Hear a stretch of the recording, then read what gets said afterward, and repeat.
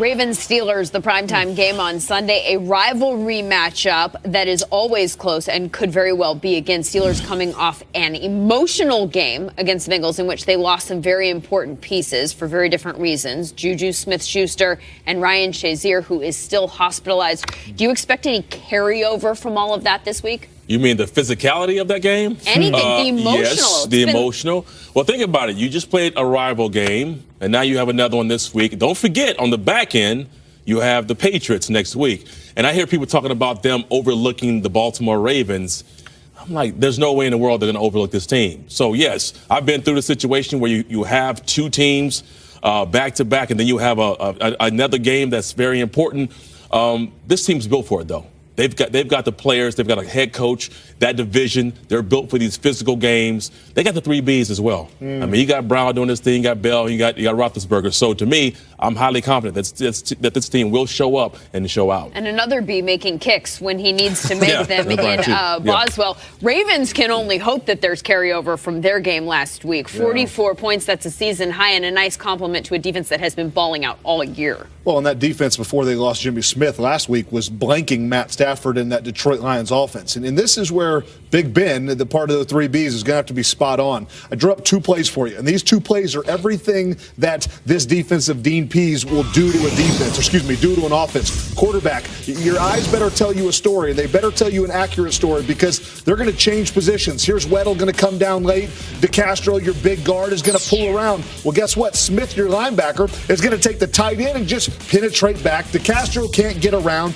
And then, one of the better linebackers in the game, C.J. Mosley, free in space. Weddle, Juju, another great crackback block by him. But again, just players everywhere. And that's what Dean does. He's so great at staying ahead of the quarterback's mindset. Who's coming, who's not? 6 at the line, still going to have 5 in coverage? No, guess what? You're going to have 7 in coverage. Very creative about where the filler guys coming from. And then we're going to play a game. C.J. Mosley, Suggs playing that game. Running back actually does a good job of picking this up, TD, and switching off responsibilities. The tackle doesn't quite adjust, and then it's a big sack there in the Dolphins game. So Big Ben, spot on. He better be mentally sharp, and he better be physically sharp. It'll be a long day if he's not. Ravens-Steelers 11-11 since Joe Flacco became Baltimore's quarterback.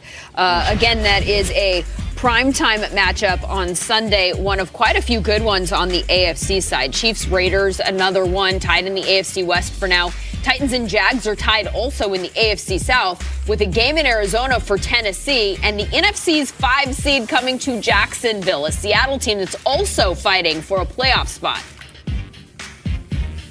Fired up about this opportunity. We think this is a really good football team, and we have to play terrific football to have a chance to do what we want to do here. But this time of year, these kinds of challenges are what you need. And so the guys are jacked up and looking forward to it. And so should we be. What a game from a fan's perspective. Russell Wilson versus that defense? Good grief. And I think Dan is standing by with someone who knows quite a bit about the latter. And joining us now, Jags defensive tackle Malik Jackson. What a turnaround it's been for you guys. Sitting at 8-4, getting ready for a huge game against Seattle. What's the biggest difference from last year to this year in Jacksonville?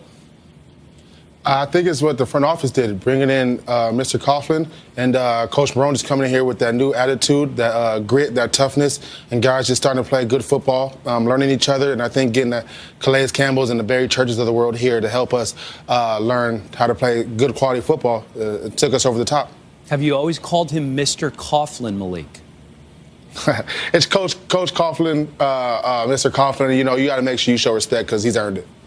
Speaking of respect, Calais Campbell's earned some respect, too. I understand today he was voted the mayor of Saxonville. Is that indeed a fact? I mean, I guess so. I don't know when we voted, but I would definitely give it to him. He's been doing, he's leading us in sacks, first of all, and he's been doing one heck of a job. So for me to be here and seeing him, I'll be the janitor of Saxonville is all I care. I'm just happy to be a part of it. Well, I love the nickname Saxonville. You could probably point to 5 or 6 guys on that defense who could be the mayor, including the youngster Jalen Ramsey, who seemed to get a little bit irritated in the locker room earlier this week when he was asked about the Seahawks. He said, "Don't believe the hype. We're not the same team as last year." He has swag.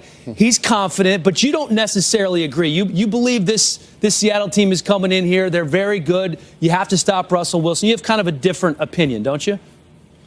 I mean, I do, but I also agree with Jalen. You know, you can't bring a team in here and hype them up and talk about what they did in the past because, you know, we're a new team this year. We don't talk about the past last year because we weren't a good team. So it's one of those things that it is what it is. We understand and we respect this team coming in here. They have a great body of work, but this is the 2017 team, and we're going to go out here and play a great game and not worry about what the past says or who they are before they played us. It doesn't matter. We're going to go out there and give them our all. And your coach knows bologna. He was sent, 100 logs of bologna when he talked about his affinity for going home by himself and eating bologna sandwiches, which sounds kind of weird, but, you know, whatever works for Doug Marrone, that's good. And then you guys donated a lot of the bologna to charity. And by the way, Boar's Head bologna? That's legit, man. Did you get any? Did you just chop off a piece? Unfortunately, I did not get a piece, but I'm glad. Thank you for Boarhead sending us a bunch of bologna. We appreciate it, and I'm sure the people we've donated to appreciate it. It's one of those things I think when we go out here and produce, you know, people want to get with us and have fun and just kind of endorse, and we love that stuff. We love having fun. You know, when you're winning, everything's fun, and we're having a great time right now. We're just trying to just keep it going, and if Coach likes salami, I hope they send salami. I like salami a lot better than bologna, so we'll see. Hey, Malik, I'm just saying, I don't know if you want to do it like this week, next week, maybe after the season's over, but you might want to take Coach out to a nice steakhouse. I mean, just so he can just have some steak instead of bologna all the time. You know what I mean? I will try, but I will get upset if he orders a bologna sandwich at the steakhouse. I will not lie. That wouldn't be good. Congratulations, by the way, on being nominated for the Walter Payton Man of the Year Award. What does that mean to you? Thank you. It just means that I'm doing what I'm supposed to do. You know, I came here in this city and the Jaguars blessed me with a great second contract, and giving back was important to me. So being able to give back, and get recognized for giving back is just a blessing. You know, I really don't like doing things for the notoriety of it. I just like to go out there and do it and just build the city up, and just to get recognized as a guy on this team that's got the Walter Payton Man of the Year nominee is awesome because there's so many guys out here doing great things.